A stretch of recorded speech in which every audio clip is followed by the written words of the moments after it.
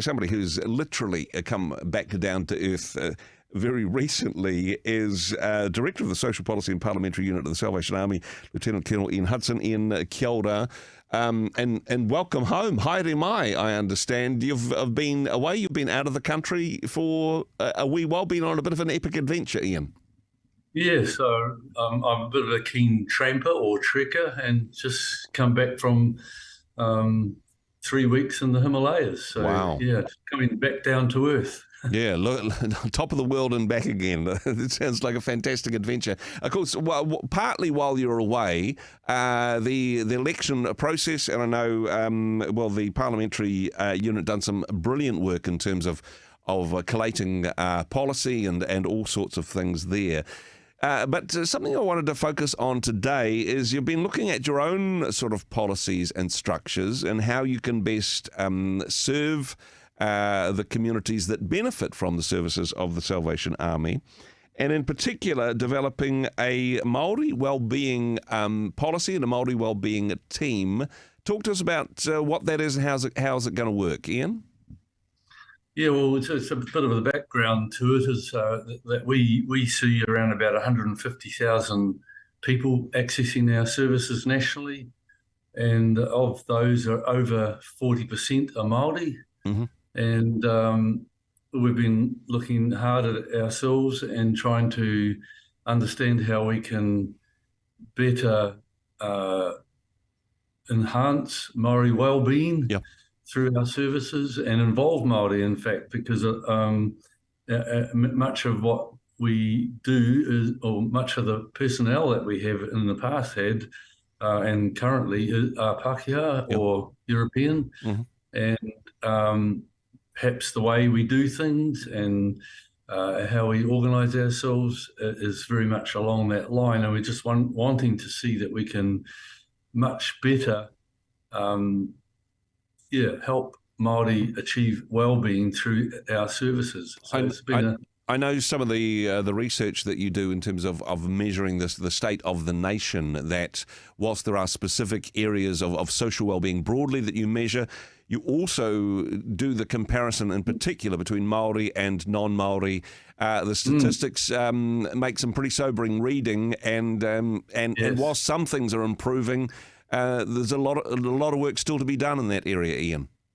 There is. I mean, it's really, it stands out, doesn't it, when you look and see things like prison populations, over 50% Māori when only 15% of the population, children in state care, educational attainment being that much lower, poverty, just a whole range of measures you can see. And of course, that's why we see so many people come in for support. And I think we've come to realise that we need to accommodate, we need to involve Māori in what we're doing, but also to be much more culturally,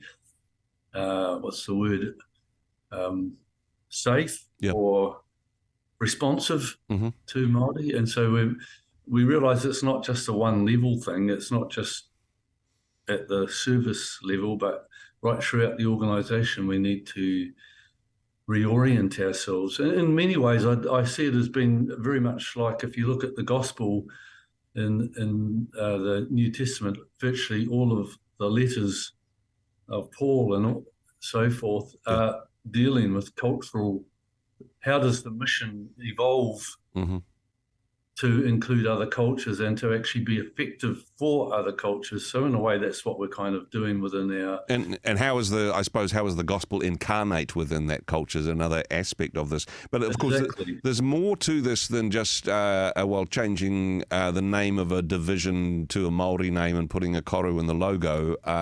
That's right. This is actually a significant structural change, a devolving of power and developing more of a partnership relationship with Māori. How's that going to work? What would that look like, Ian? So basically what's been set up is a Runanga, which has, Māori representation. It is a Māori board or Runanga council, which has a partnership with our Territorial Governance Board. So that means, in effect, although it has no legal power as such, but what its status is such that there will be that kind of consensus seeking from the TGB. There's representation on the TGB as well, so that at the highest level, Māori are able to speak into how we shape what we do and our mission nationally. No, I think this is such an important move, a bold move in some ways, and well, pushing against the direction which is happening in other aspects of society. Optimistically, though, what do you hope this change will bring? What do you most optimistically, and you know, we trust in a powerful God in this regard, but in your most optimistic days, Ian, what change do you hope that these changes will make, and particularly in terms of outcome for Māori well-being?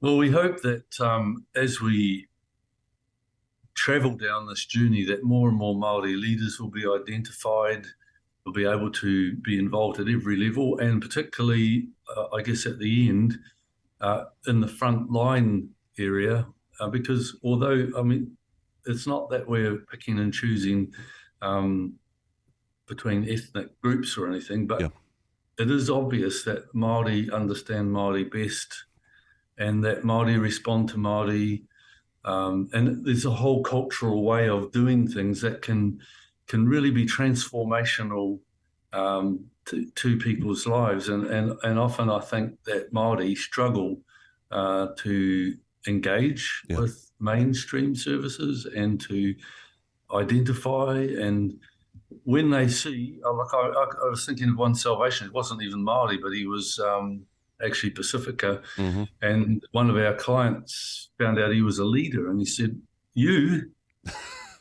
are you a leader? Wow. And he had to keep asking, like he wasn't sure, how can you be brown and be a leader? Gosh. You know, he could not see, he thought that wasn't your station in life. But I think when people see Māori leaders and things being done in ways that they identify with their culture and it helps with their identity, there's just a whole transformational opportunity here. And I think that really relates to not just only social services, but also for Christian mission within church or whatever level, that if we really want to make a difference in Aotearoa New Zealand, when it comes to the level of poverty, which is way out of proportion, suffered by Māori, and a lot of it is structural, which I don't think we all understand. It's kind of invisible to us. And so that's it's a big move for us, and exciting, but a bit scary too. Yeah, no, very, very bold, and good on you for having the courage to do this. A friend of mine, this is a few years ago, but a friend of mine was working as a community nurse within a poorer area where there was a high proportion of Māori, and one thing that they said to me was they were from a Pākehā point of view, and they said, for a lot of the people that I'm trying to help, when a Pākehā person knocks on your door, it's not usually good news. So actually, there are some circumstances where recognising that our culture or our background may actually be an obstacle to getting the results, getting the transformation, and giving the well-being support that's there. So good on you for this initiative. If people can find out more about this, I mean, this is unfolding even as we speak, but there'll be more updates and developments at the Salvation Army website, Ian? Yes, there'll be news coming out about that. I mean, in a way, I just feel like that's something that we need. It's not just the Salvation Army, but we as a society need that kind of thing to happen more. So, well, good on you guys for leading the way. For that, salvationarmy.org.nz is the website. Ian, appreciate your mahi. Thanks for joining us today.